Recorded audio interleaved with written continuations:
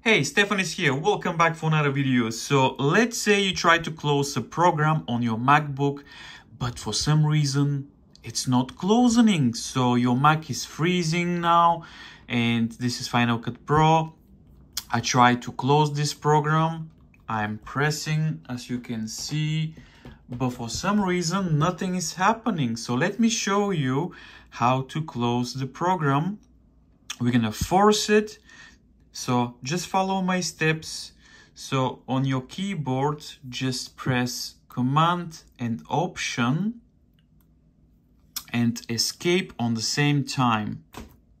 And now we have a window, as you can see here. And what we're gonna do is we're gonna choose Final Cut Pro. Let me show you, just you can see what I'm doing. So we're gonna choose Final Cut Pro and we're gonna force to quit.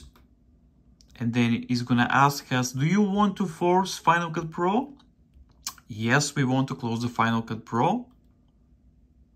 Bam, voila. And now you can close this window and then you can open your Final Cut Pro now as normal. And this is how to close, how to force to close a program if it's not opening, if it's not closing on your Mac. If you enjoyed today's video, give a like and subscribe, and I'll see you in the next video.